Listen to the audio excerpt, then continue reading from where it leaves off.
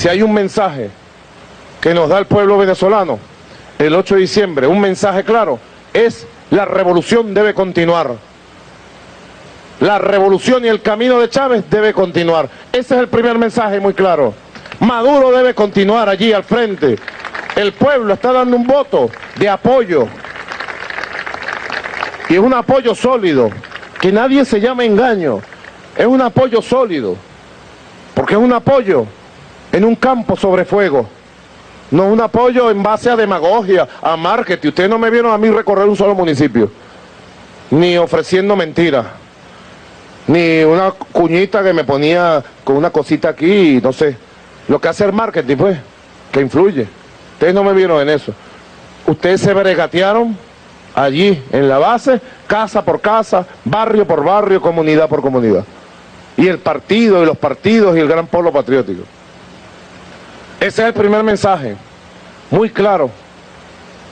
Un segundo mensaje, el pueblo nos está diciendo: aprieten la mano, vayan duro, no aflojen, continúen la ofensiva económica defendiendo al pueblo, sigan protegiendo, no nos dejen solos. Ese es un segundo mensaje que está muy claro en la calle.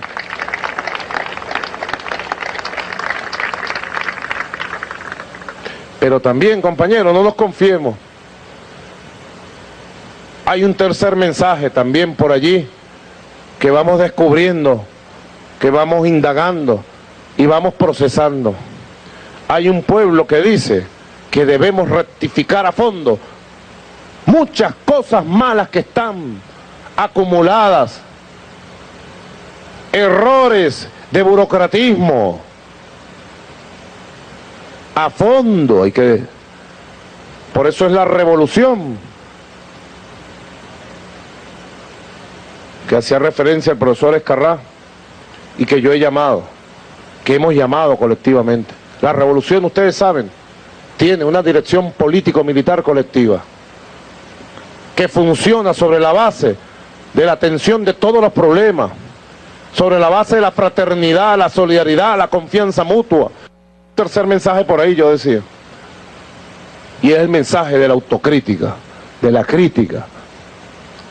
Pero todos, compañeros, vayamos hacia una gran revolución republicana de la nueva ética, de la eficiencia, a 14 años de este proceso hermoso que dio como resultado esta niña que rige la patria. Tenemos que plantearnos y replantearnos una nueva fase de una revolución ética, de la honestidad pública, de la eficiencia, del amor al pueblo. No podemos aceptar funcionarios que no escuchen al pueblo, que no quieran al pueblo, que no le den amor al pueblo, que no sean capaces de entender al pueblo, que no vayan a buscar los problemas. Porque el comandante es un amigo, firme en la ternura y la pasión, y sigue los sueños del libertador. Los que quieran patria que vengan conmigo, porque el comandante es un amigo, firme en la ternura y la pasión, y sigue los sueños del libertador. Bueno, ahí escuchamos al presidente constitucional de la República Bolivariana de Venezuela en la profundización de la reflexión que viene haciendo desde el mismo día de las elecciones municipales de la semana pasada. Pareciera que algunos de los autocriticistas no lo escuchan completo o no les interesa que el presidente sea quien esté dando la línea política de la reflexión al país. Pareciera que hay otras intenciones por detrás. Los autocriticistas, como yo los voy a llamar para tratar de ser lo más respetuoso posible, se han desatado. Yo no voy a hablar de ellos porque no quiero polemizar con ellos. Voy a tratar de dialogar con uno solo, al que respeto en su planteamiento. A todos los respeto en términos personales, como amigos, muchos de ellos, sobre todo por el derecho que tienen a expresarse en este proceso revolucionario, con toda libertad. como lo han estado haciendo. Pero me quiero referir en particular a Luigino Bracci, amigo también, a quien respeto adicionalmente porque sé que su reflexión no es una pose ni academicista ni teoricista, sino muy honesta, porque lo conozco. Luigino ha dicho el día de ayer en su cuenta de Facebook lo siguiente: que hayan pasado 7 días de las elecciones y aún BTV esté dedicando programas completos a analizar las elecciones y demostrar que sí ganamos, es de verdad hastiante, fastidioso y aburrido, dice él. Alguien debería empezar a analizar por qué no ganamos en determinados lugares, por qué algunos candidatos nuestros no recibieron todo el apoyo que se merecían y por qué algunos candidatos chavistas, pero disidentes, sí ganaron a pesar de todo lo que se hizo desde el propio partido para que perdieran. La semana pasada el presidente Nicolás Maduro en la tarima en Miraflores habló de esas causas, esas razones, en un análisis improvisado, pero muy conciso sobre las primeras impresiones de esto que está aquí diciendo Luigino que no se ha hablado. Nosotros habíamos comentado en nuestra primera emisión hace varias semanas que la preocupación que teníamos sobre esas expresiones, esos llamados a la autocrítica, incluso haciendo acusaciones, en muchos casos destempladas, hay que reconocerlo, en otras con mucho respeto, tenían que asumir la responsabilidad que se tiene como comunicadores del proceso. Y quiero referirme adicionalmente al texto de Luigino, porque yo leí esto el día de ayer y apenas a minutos de haberlo publicado, ya tenía 56 personas del proceso, militantes de la revolución, que están convalidando el planteamiento de que se está celebrando en demasía el triunfo y no se está supuestamente analizando las fallas.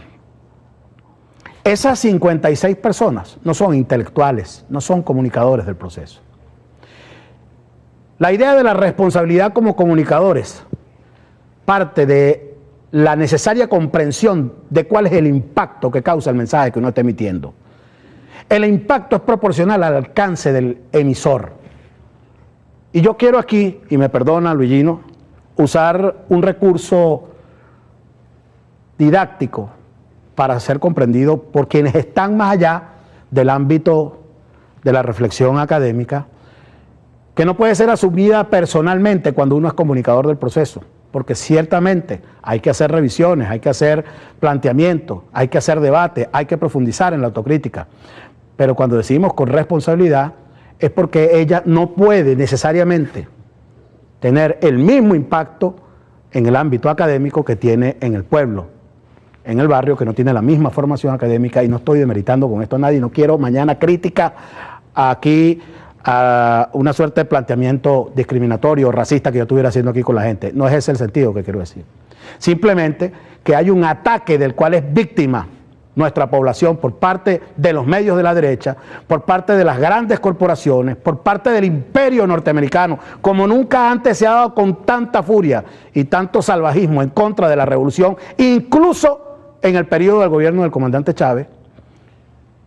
Y entonces nosotros tenemos que dimensionar bien que esa gente que está ahí está siendo víctima de ese impacto y que nuestro mensaje puede contribuir a reforzarlo desde nuestras filas si no cuidamos bien lo que estamos nosotros planteando.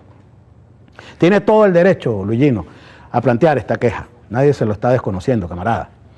El asunto es, y es el recurso didáctico que quiero utilizar, lo que sucede, por ejemplo, en los aviones con la azafata. Muy poca gente sabe lo que sucede en los aviones con las azafatas. ¿Por qué existe una azafata? No hay ninguna necesidad de la línea aérea de estar invirtiendo dinero en darle a uno un pedazo de galleta y un refresco a la hora del vuelo. No hay ninguna razón para ello. Eso es costosísimo.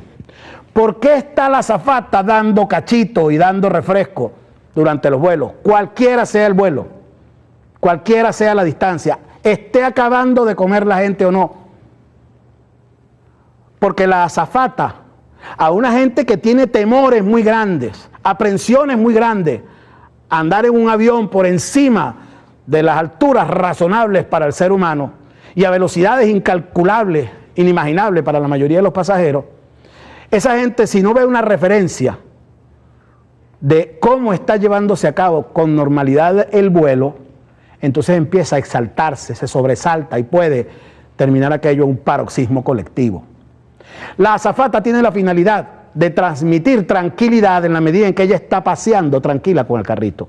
Si la azafata pasa corriendo, alándose los pelos, todo el mundo busca reventar la ventana para lanzarse para abajo, porque sin saber qué está sucediendo, hay un mensaje que se le está comunicando, que sí sabe digerir mentalmente, racionalmente la gente hasta ahí. Por eso la azafata, aunque tiemble el avión, tiene que sonreír cuando está repartiendo los refrescos. Esa es la razón de la azafata en el vuelo.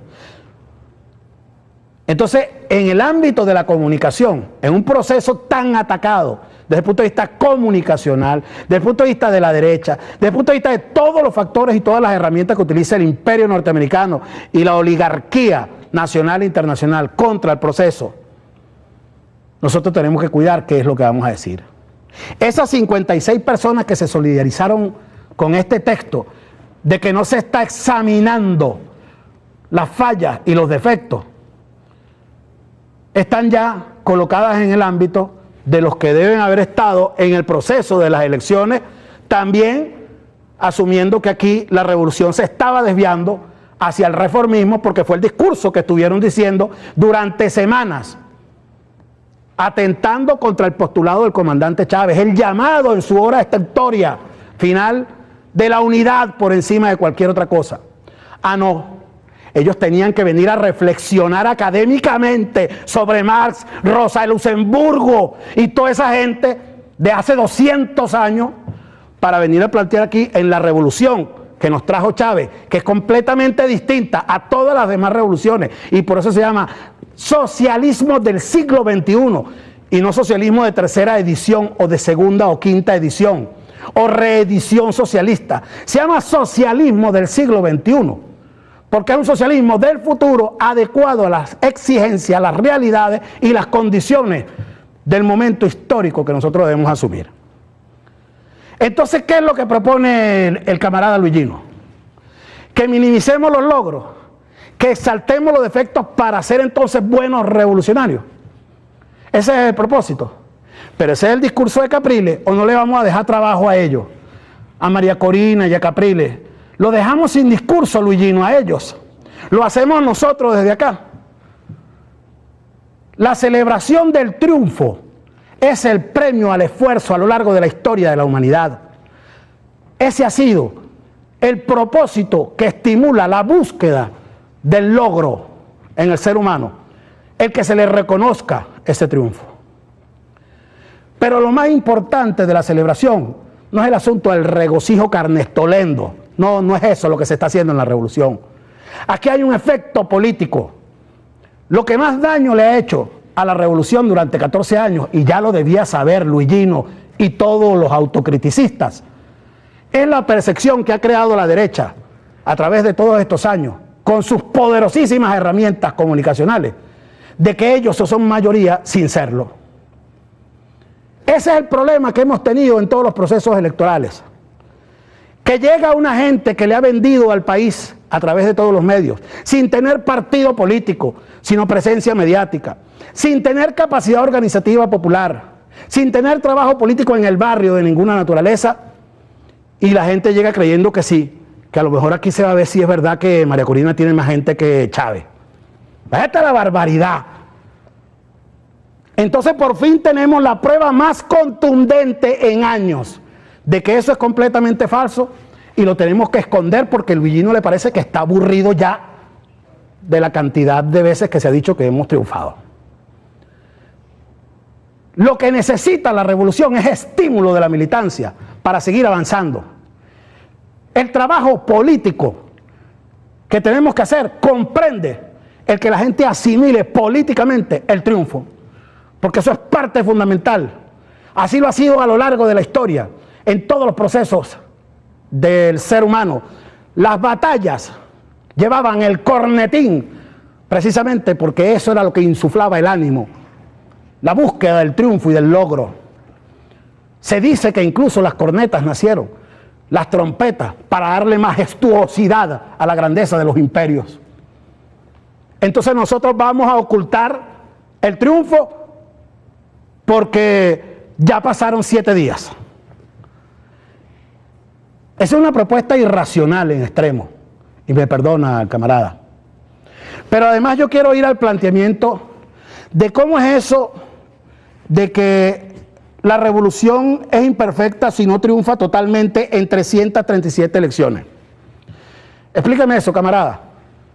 Esta no fue una elección donde hubo un triunfo a medias, como pareciera que está en el discurso ese por ahí, de que hay que revisarnos porque no completamos todo el mapa nacional.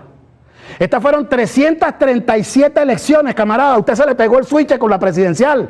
Eso era lo que quería Capriles con el plebiscito. Ese es el discurso de Capriles, particularmente. No era una elección, eran 337.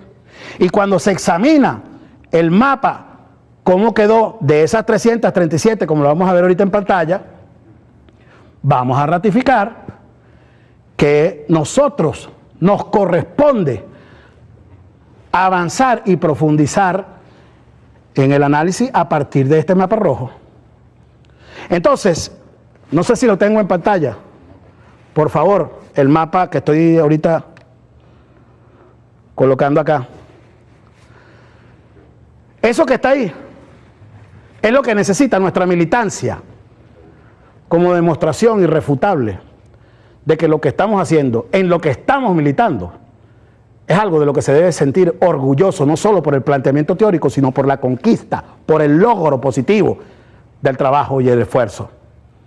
El odio que tienen las filas opositoras es por la frustración de que nunca ganan. Ellos no tienen nada que celebrar porque nunca ganan y están frustrados. La militancia revolucionaria tiene que celebrar y tiene que celebrar permanentemente el logro, el triunfo, porque además es un triunfo contundente, rotundo.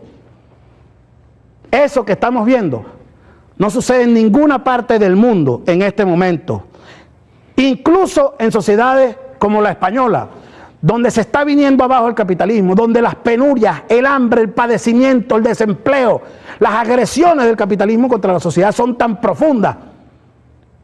Y allá no hay nadie replanteando el asunto de cómo hacemos para crear una nueva fórmula socialista para transformar esto. Es Venezuela donde se está dando la búsqueda de la transformación a fondo de la sociedad y donde se está logrando. Somos una referencia no solo para nuestro elector en función de una alcaldía, somos una referencia mundial, histórica, que aquí queda demostrada de manera contundente.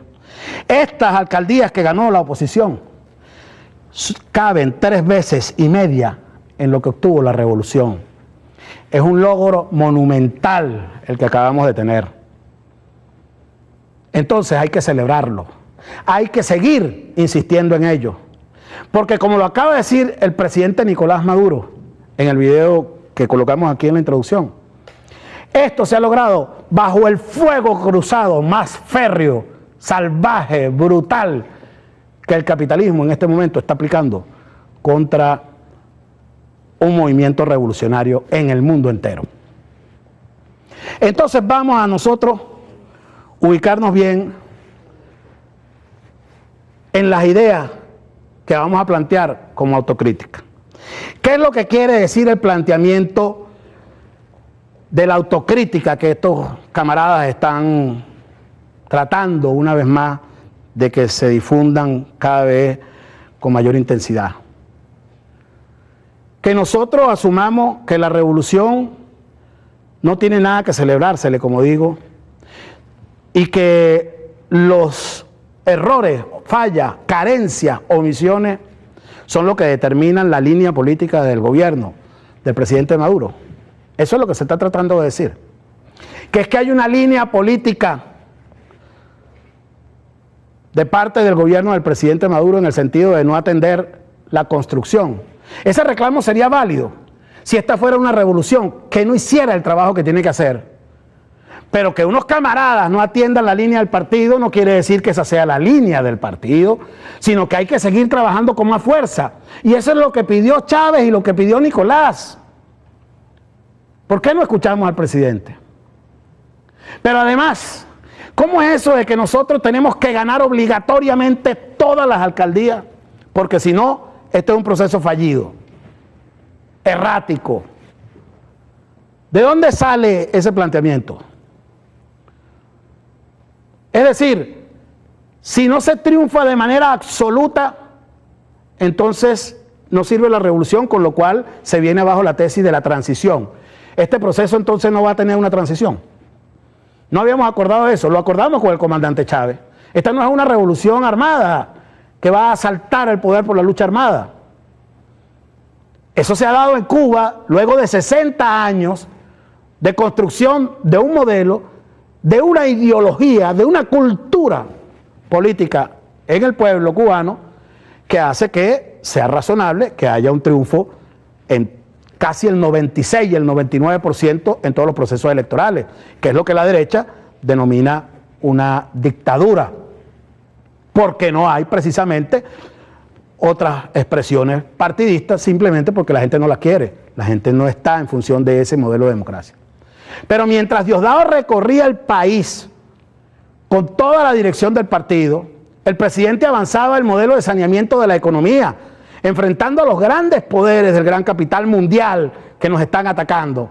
Enfrentaba la inseguridad, como lo dijo hoy el ministro Rodríguez Torres, para reducir los índices de violencia y criminalidad con el plan Patria Segura. Un plan que está teniendo una efectividad y que sigue siendo invisibilizado por los medios de comunicación de la derecha para seguir generando la matriz de que aquí no se está haciendo nada. Allí estuvo trabajando permanentemente el presidente Maduro. Se destituyeron y pusieron a la orden de tribunales a más de 280 funcionarios corruptos. Eso lo vio todo el país. Pero se continuó con la gran misión Vivienda Venezuela, el gobierno de calle, la puesta en marcha de los proyectos industriales que se están adelantando. Semanalmente se está viendo cómo está creciendo, cómo está avanzando la inversión en nuestro país. Pero además de eso, de que se está haciendo el trabajo que hay que hacer, es que este proceso del 8D es la derrota absoluta de la derecha en este momento, en esta difícil coyuntura. Aquí se han creado las matrices de la dictadura y la extinción de la democracia que ellos le venden al mundo. Y la constatación de esa correlación de fuerza, en la que es absoluta mayoría la revolución, pero donde tiene presencia indiscutible, sin ningún tipo de reclamo, la derecha, con la porción de alcaldías que alcanzó, es la demostración al mundo entero de que esta es una democracia. Y como lo dice Eleazar Díaz Rangel en su artículo del día de ayer, es la constatación de que todo cuanto dijo en la elección del 14 de abril Capriles Radonsky era mentira. Porque este no es un país de oligofrénicos que va a ganar el proceso electoral de octubre, va a ganar el proceso electoral de diciembre, donde se obtiene esa casi absoluta mayoría en las gobernaciones, donde gana estas elecciones con esta ventaja gigantesca para hacer este espacio político, el que estaba ahorita en elección, el de las alcaldías y los consejos municipales. Y entonces resulta que el 14 de abril iba a votar por Capriles. El momento del mayor dolor chavista de nuestra historia, del mayor apego al comandante Chávez, iba la gente a votar después de que se ve estas 4 elecciones en una por el más mediocre candidato que ha tenido la derecha, el más frágil, el más lleno de inconsistencias y errores.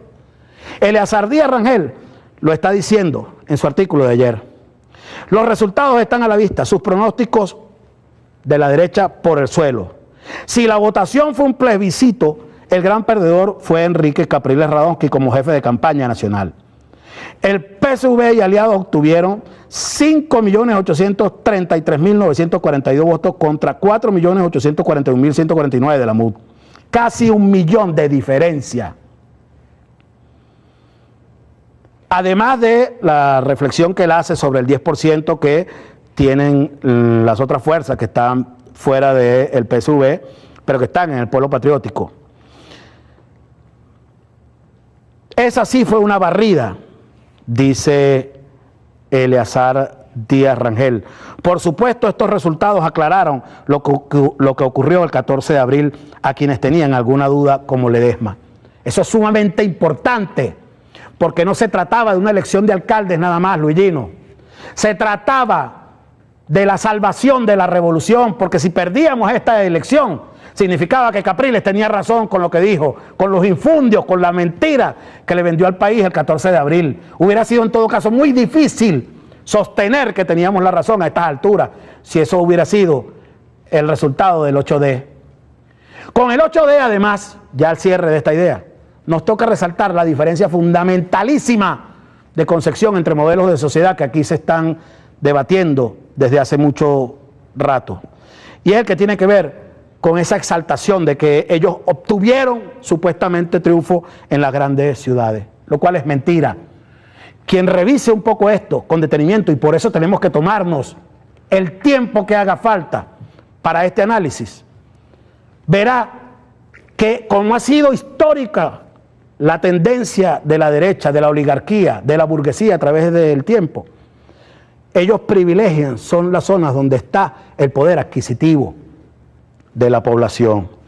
Cuando hubo la elección primaria de la derecha para escoger candidatos a la Asamblea Nacional hace 3 años, ellos solamente abrieron la posibilidad de que votara la gente, sus militantes de la oposición, en 15 circuitos electorales de un total de 87, como aparece acá. Revisemos de qué se trata lo que estamos hablando, de un proceso de larga data de construcción, no es un asunto de una fecha en particular. La oposición no ha pasado nunca del ámbito de los sitios donde está el alto poder adquisitivo, porque ellos se deben y trabajan para los sectores pudientes de la sociedad. Ellos no trabajan para los pobres, y eso en este momento quedó más que claro. Ellos lo defienden, ellos abogan, porque ese es el modelo correcto de sociedad que no hemos sabido explicar a lo largo de cientos de miles de horas de comunicación a través de la prensa, de los medios radioeléctricos, de los mitines, de todo lo que ha sido el trabajo político. No lo hemos podido explicar con claridad a la gente lo que está diciendo la elección del 8D, que esta gente no quiere a pobre alguno, que es falso por completo, de toda falsedad, la supuesta devoción o abnegación para servirle a esos sectores. En la elección primaria de febrero del 2012 se constata eso con claridad también. Los sitios donde ellos estuvieron con mayor intensidad trabajando su militancia fue en el Distrito Capital, Carabobo, Mérida. No es casual, son exactamente los mismos estados donde ahorita han salido airosos. Oigamos esto.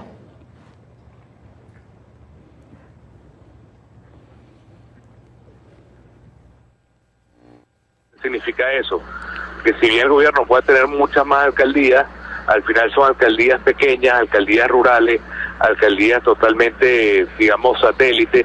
En cambio, nosotros tenemos las grandes ciudades, los centros urbanos importantes, y eso para nosotros es muy esperanzador, porque significa que todo lo que es la Venezuela moderna, la Venezuela urbana, la Venezuela realmente combativa, pero sin duda alguna para nosotros eso es un triunfo, que la Venezuela grande, urbana, la Venezuela verdaderamente moderna, y es una lectura bien interesante que tenemos que tener en cuenta, porque nos da un enclave muy importante para avanzar.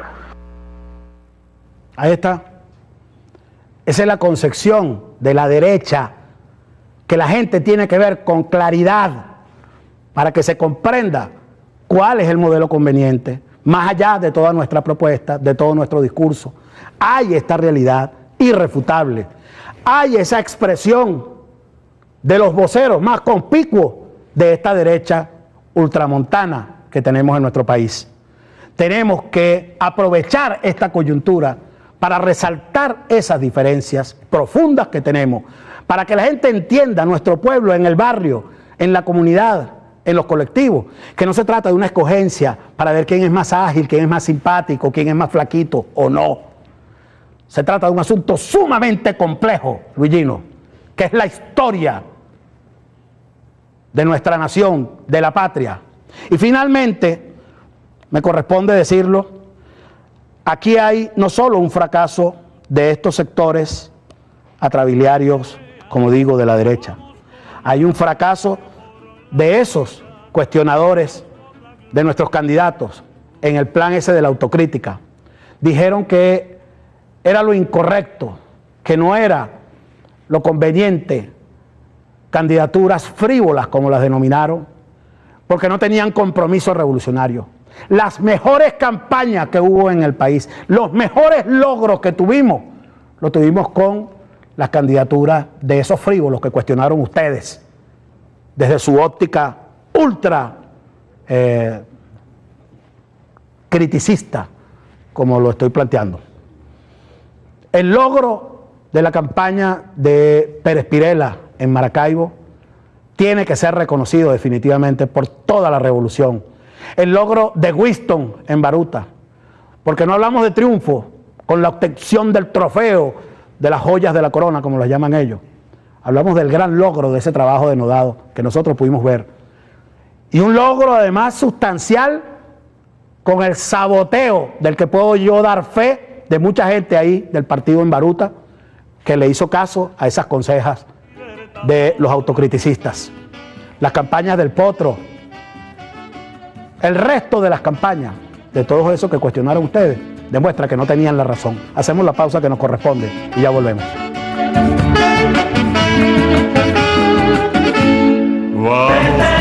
El canal de todos los venezolanos. El presente y el futuro nos pertenece. Que nada ni nadie nos quite la alegría de ser la capital de los sueños libertarios. ¡Feliz Navidad, Caracas! Caracas, qué linda eres, Caracas, qué bella estás, Caracas, yo te disfruto, Caracas, mi capital, Caracas, qué linda eres, Caracas, en Navidad, Caracas, eres mi amiga, Caracas, mi capital.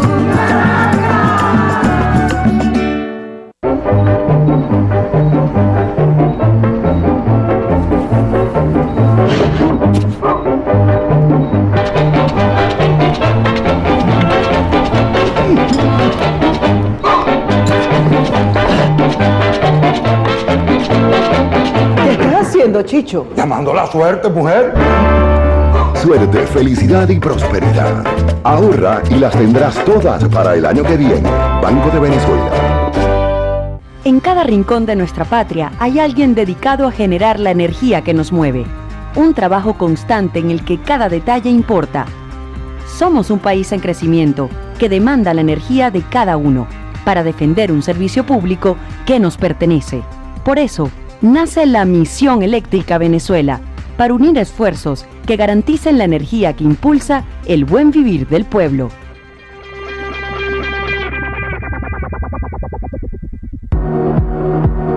El gobierno de la eficiencia en la calle continúa dando frutos. Corferry se fortalece con nuevas embarcaciones. Qué buena noticia. Virgen de Coromoto y San Francisco, por el mar del oriente venezolano, el Caribe nuestro, adelante. Tenemos detrás nosotros un buque con el nombre de la Virgen del Coromoto. Prestará un servicio social, mi comandante en jefe. Un servicio social que solamente es posible en revolución, materializando el objetivo número 2 de ese plan de la patria que hoy es ley de la República, la profundización del socialismo. También tenemos el San Francisco de Asís. Es un ferry de 40 nudos, prestará servicio desde el puerto de La Guaira, desde el puerto de Guanta y del puerto de Puerto La Cruz, para trasladar hasta 6.000 personas diarias desde tierra firme a esta bella isla de Margarita. Hay que seguir fortaleciendo con Ferry. Lo que nosotros nos comprometemos en el gobierno de calle es palabra sagrada y es palabra que se cumple. Ahí tienen pues para que vayan a descansar esta temporada de diciembre. Algunos empresarios presentan la escasez como un fenómeno generalizado, mientras desaparecen intencionadamente productos de alta demanda. Inducen así a un desabastecimiento deliberado, acaparando materias primas y productos, para luego recolocarlos a precios elevados. Una conspiración inescrupulosa que pretende generar malestar y desesperanza en la mayoría, al tiempo que transfieren la riqueza del pueblo a sus cada vez más abultados bolsillos. Di no a la escasez inducida.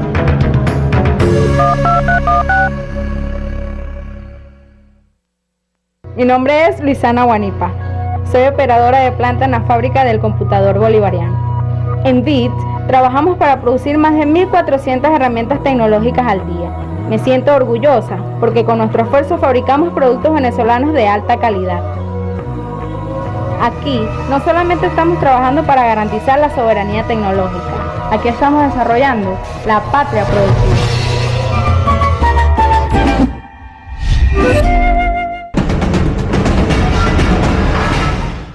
El año que viene todos los cuerpos de seguridad en todos los municipios y de todo el país deben funcionar bajo el modelo del patrullaje inteligente. En Caracas lo vamos a lanzar en las 22 parroquias de la gran capital a partir del mes de enero. Estamos ahorita en el pleno proceso del diseño, el aparataje logístico respectivo.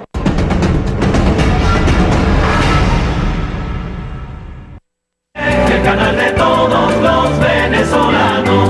Yo no voy a caer en el juego de Maduro, de los porcentajes, ni caernos a coba, como ellos pretenden caerse a coba. Podemos sacar cuantas lecturas querramos, así es la política.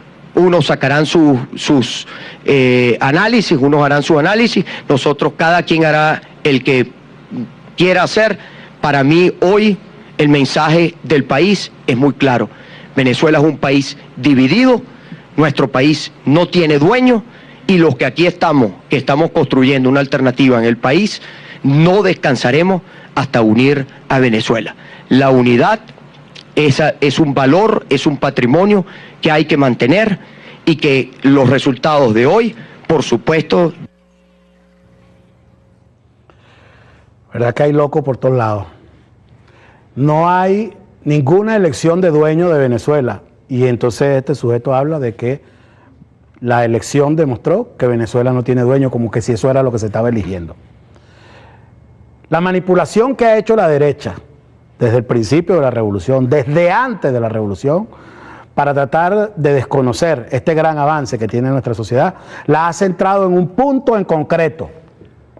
El tirano Aguirre, que es para ellos Chávez y todo lo que representa. Chávez es Belcebú, es Satanás. Y lo que persigue ese discurso de que Venezuela está dividida es reforzar esa tesis que han vendido a través del tiempo de que Chávez vino a dividirnos.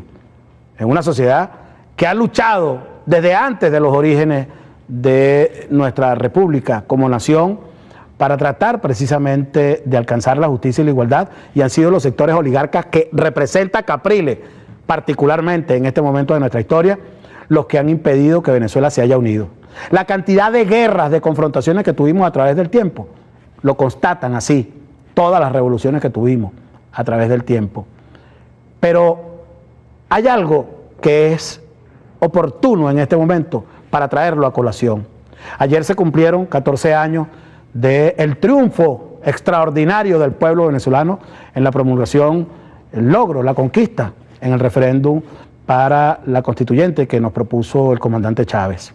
Pero hoy se conmemoran 14 años de la desaparición física de un gran actor cómico como lo fue Jorge Tuero, que falleció precisamente en el deslave de Vargas que se estaba escenificando, se estaba dando el mismo día de esa elección que nos llevó a tener esta constitución, la más avanzada del mundo.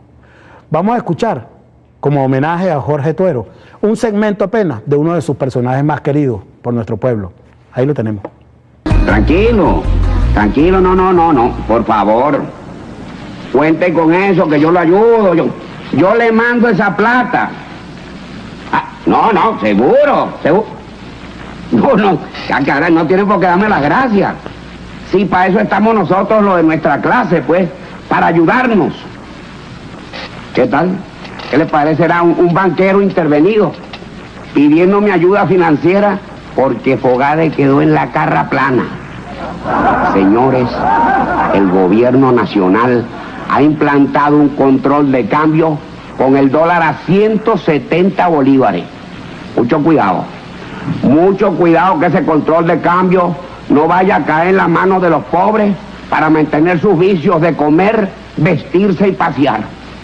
Nosotros, los miembros de la Confederación de Ricos de Venezuela, reclamamos un cupo justo y amplio para nuestras perentorias necesidades. Yo, particularmente, necesito esos dólares para mis viajes semanales a los grandes centros comerciales de Miami, donde viajo todos los fines de semana a hacer mercado. Porque es que allá es más fresco que en los mercados nativos. Por eso, señores de Hacienda, les digo que esto es de primera necesidad para nosotros. Pedimos dólares preferenciales para hacer mercado. Basta ya de discriminaciones clasistas. Y recuerde usted de nuevo, doctor Sosa, que los gobiernos pasan, pero el hambre queda. Sí, señor. Nos dijo desde siempre esa derecha, como digo, tramontana, que ellos eran felices, pero no lo sabían, en un burdo manejo de uno de los más ingeniosos parlamentos de Woody Allen, en una de sus más maravillosas películas. Pero resulta que no era tan maravilloso todo aquello en el pasado, como lo está diciendo Jorge Tuero ahí, como nos lo está recordando, siendo militante, como fue toda su vida, leal a la bandera, al escudo de Acción Democrática. Sin embargo, él asumía su responsabilidad frente a la sociedad, frente al pueblo que tanto lo quería, y denunciaba lo que era toda esa putrefacción que nos fue llevando al colapso que se expresó el 27 de febrero del 89. Pero más allá, toda esa idea de que la violencia se ha generado aquí en el proceso revolucionario como parte de ese desprecio a los sectores populares, que cuando los pobres bajaron de los cerros, vinieron a incendiar la ciudad cargada de violencia, todos los chavistas empezaron a atacar a la gente decente, como dice María Corina, de la sociedad, pero resulta que tampoco era así. Vamos a ver este video donde queda perfectamente claro cómo era el hecho violento en la sociedad en 1986. Lo dice Radio Caracas Televisión.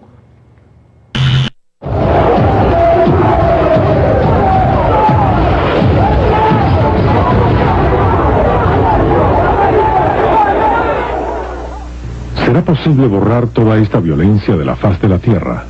Siempre existió la violencia.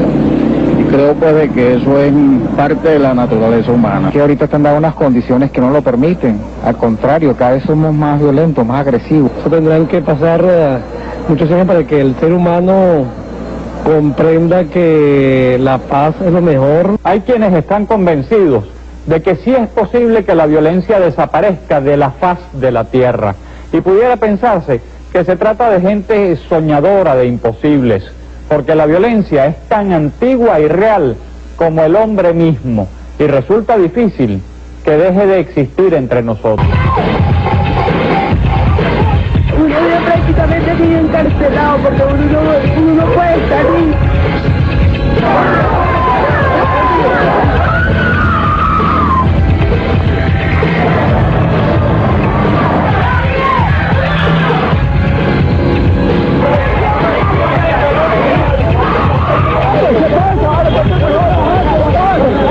Los venezolanos vivimos con la angustia de sobrevivir a la violencia de nuestras calles, que cada vez más invade nuestras casas. Y nos preocupa saber que esta violencia se puede generar por un pequeño incidente de tránsito, por un simple robo de zapatos o un gato, lo cual ya raya en lo increíble o irracional.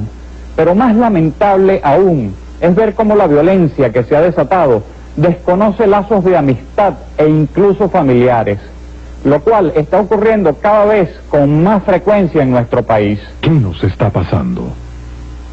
La violencia se nos ha hecho terriblemente cotidiana, pero si no podemos ser ajenos a sus consecuencias, tampoco podemos serlo a sus causas, como una manera de evitarla. Chávez fue el primer presidente de nuestra historia que se aferró a la palabra de Cristo como instrumento para comunicar la buena nueva de la justicia y la igualdad social. Ese es un logro en la historia política de nuestros pueblos, que nos pone ahorita a las puertas de una nueva realidad que está siendo asumida desde los grandes emporios del gran poder hegemónico de los sectores oligarcas en el mundo, como por ejemplo la Iglesia. No es en lo absoluto casual que el nuevo Papa sea un Papa latinoamericano y que esté tratando, a través de un discurso muy bien calculado, de acercarse a esos sectores populares que estaban cada día perdiendo más por su indiferencia, por la opresión de la Iglesia, por su alianza con los sectores más chocantes y repugnantemente explotadores de nuestra sociedad, de los sectores del gran capital. Y mientras tanto Chávez iba avanzando con la prédica, que demostraba que lo que propuso Cristo desde siempre no fue en modo alguno ese modelo que concibe la cúpula eclesiástica en nuestros pueblos y en el mundo entero, empezando por el Vaticano, que la prédica de Cristo era el verdadero socialismo. Y de eso fue acusado Chávez precisamente. Chávez fue la expresión de una propuesta que nunca hubo en mandatario venezolano alguno, de la búsqueda de la paz a través de la argumentación con la Biblia en la mano. Habiendo dos presidentes, como los hubo en el pasado, de extracción social cristiana, uno de ellos que repitió en la presidencia, como fue el doctor Rafael Caldera, no se recuerda jamás una sola expresión como las cientos de miles que tuvo el comandante para llamar a la paz, a la unión, a la concordia, como rasgo fundamental definitorio de nuestro modelo de justicia y de igualdad, el socialismo del siglo XXI, el socialismo bolivariano. Nos vamos entonces con la palabra del comandante hasta una nueva emisión. Ahí los dejo con esta reflexión. Una vez más, nuestro comandante cercano al pueblo, como no lo estuvo nunca ni la Iglesia, ni lo estuvo nunca la oligarquía, ni lo estuvo en ningún momento el gran capital, los sectores hegemónicos que han siempre excluido al pueblo, invisibilizado al pueblo, a sus luchas, a sus aspiraciones, a sus necesidades. El comandante Chávez siempre colocó por delante al ser humano, pero lo colocó con la palabra de Cristo como fórmula de comunicación en la búsqueda de la paz verdadera. Escuchemos al comandante Chávez. Hasta una nueva oportunidad. Chao.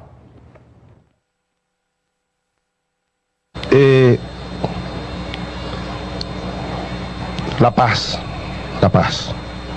Dios mío, danos paz. Necesitamos paz para seguir impulsando los cambios en Venezuela, la justicia. Y de esa forma que haya cada día un mayor nivel de paz, paz plena, paz humana a través de la justicia social. Y eso es el socialismo. Y por ahí, por cierto, me informaba Elías, el vicepresidente, de que se están formando, ¿cómo se llama?, en los barrios, desde abajo están surgiendo comités cristianos de base, ¿no? Algo así, ¿no? Y eso es muy positivo. Yo hago un llamado a que los cristianos, católicos o evangélicos, de todas las corrientes, nos organicemos en los barrios, comités cristianos de base. Hay una experiencia muy buena en Brasil. ¿Cómo es que se llama en Brasil? Comunidades eclesiales de base. Y que se discuta la teoría cristiana, el verdadero Cristo, que no nos sigan manipulando algunos con un Cristo que no es, con una iglesia católica o evangélica apoyando la burguesía. ¿Cómo es eso? ¿Cristo les daría latigazo? Bienaventurados los pobres, dijo mi Señor, nuestro Señor, porque de ellos será mi reino. El reino de los cielos, pero no es el reino de los cielos allá más allá de las nubes. Es el reino de los cielos aquí en la tierra, el reino de Dios en la tierra. Y por eso fue que vino Cristo y nació en el pesebre, allá donde comen los animales. Entre los pobres de los más pobres nació Cristo. ¿Sí?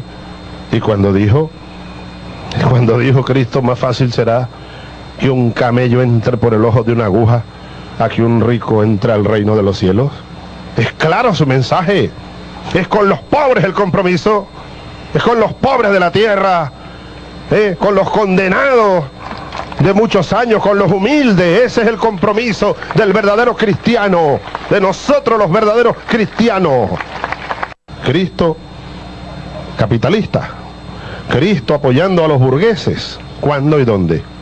Cristo apoyando al imperio, ¿cuándo y dónde? No, el único Cristo es el que vino aquí y el que está con nosotros apoyando a los humildes, a los pobres de la tierra y además llamando a los ricos a la conciencia, llamando a la unidad de todos, a la paz, a que podamos convivir en paz. Y eso es un eje central de nuestro proyecto bolivariano, de la espiritualidad bolivariana, como lo dice Leonardo Boff y un grupo de teólogos que han estado escribiendo, Nicolás, sobre la espiritualidad bolivariana.